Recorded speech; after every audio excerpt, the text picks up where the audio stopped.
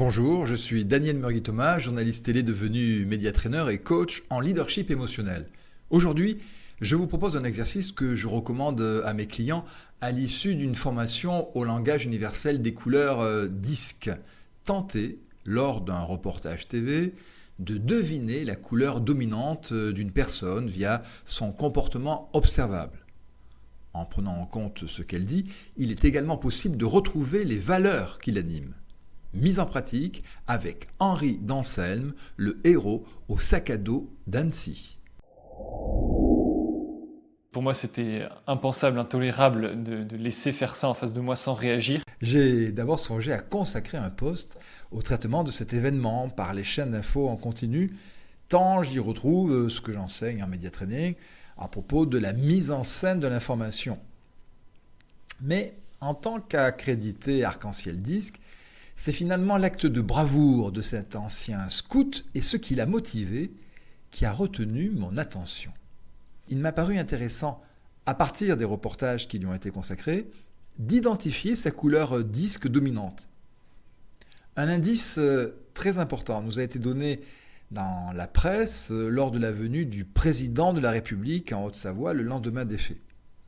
Cet indice, c'est la place qu'occupe le jeune homme au dernier rang, plusieurs photos en ont attesté, dans les salons de la préfecture.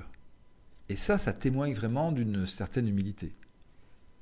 Après, en interview, les interviews, qu'elles soient radio ou télé, chaque fois, elles témoignaient d'un ton qui est posé, d'une voix chaleureuse, avec une manière de répondre sobre et non précipitée. Dans quelques instants, vous allez pouvoir en entendre des extraits. Alors, le visage, lui, de notre héros, c'est la plupart du temps un visage souriant. Le regard n'est pas toujours direct. Et d'ailleurs, dans un entretien qu'il a accordé aux Parisiens, il y a une micro-expression d'agressivité qui est visible quand il évoque l'aspect intolérable de la situation. Je terminerai par son pèlerinage qui le mène à pied ou en stop de cathédrale en cathédrale. Il s'inscrit dans un rapport au temps long. Eh bien, tout cela me laisse penser que nous sommes en présence d'un tempérament vert pour la couleur et stable dans le disque, c'est le S dans D-I-S-C, disque.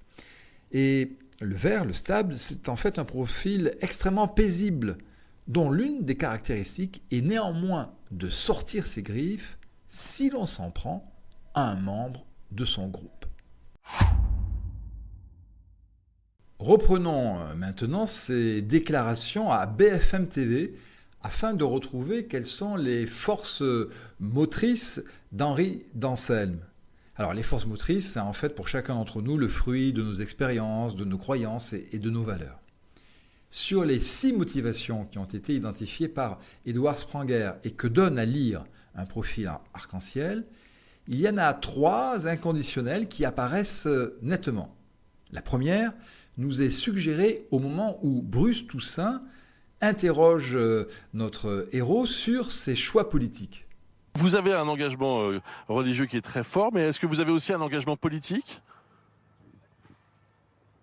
Aucun. Mon engagement, c'est celui du beau. Vous avez entendu, la dimension esthétique est clairement exprimée, au sens de la capacité à ressentir la beauté extérieure et ou intérieure, en privilégiant le subjectif, le ressenti, aux dépens de la rationalité objective. Pour moi, c'était juste impossible de laisser des êtres sans défense être attaqués de la sorte par quelqu'un qui semblait effectivement comme un fou furieux. Ici, vous avez l'illustration de la valeur altruiste, soit une action désintéressée en vue d'aider autrui et ou sa communauté. Concernant la motivation traditionnelle, c'est-à-dire ce qui se réalise de façon juste, en accord avec un code de conduite rigoureux.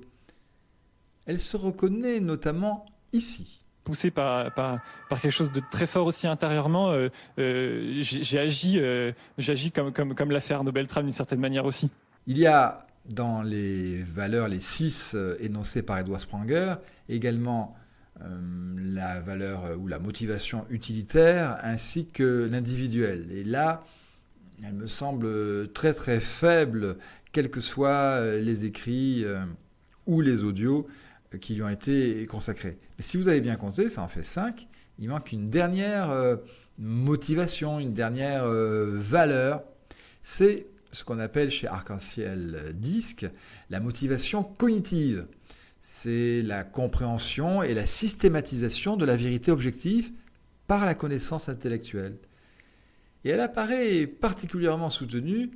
En témoigne par exemple cette déclaration. Par mon témoignage, c'est ça que je veux faire, c'est inviter les Français à se recentrer sur l'essentiel, à relever la tête, à regarder ce qu'il y a de beau et de grand dans notre pays, à se concentrer dessus et à s'en nourrir. Eh bien, je vais vous dire, ce serait en fait bien volontiers que j'offrirais aux héros d'Annecy un profil Arc-en-Ciel Disque, ne serait-ce que pour vérifier l'hypothèse du vert comme couleur principale.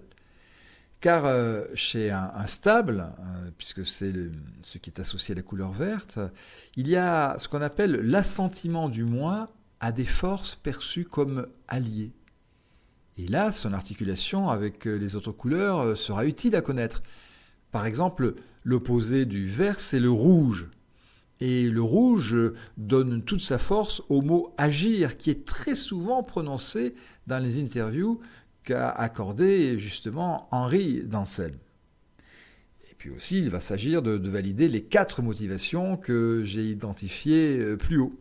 Au vu des nombreuses propositions d'embauche qui vont, je le souhaite pour lui, l'attendre à l'issue de sa randonnée spirituelle, il est parti pour 9 mois de visite des cathédrales de France.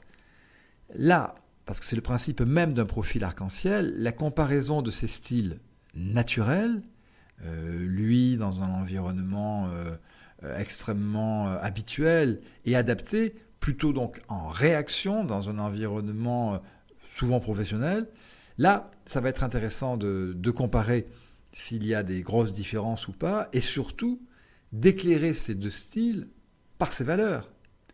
Parce que, de fait, Henri d'Anselme aura là de quoi choisir en connaissance de cause un poste qui soit en plein accord avec ce qui l'anime, à savoir probablement le beau, le bien et le vrai.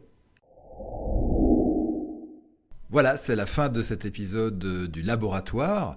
Si, en tant que chef d'entreprise, recruteur, manager, vous souhaitez comprendre la dynamique d'un ou de plusieurs collaborateurs en relation avec leur environnement, je suis à votre disposition pour vous proposer des profils Arc-en-Ciel Disque. Une seule adresse pour cela, www.laboîteauximages.com.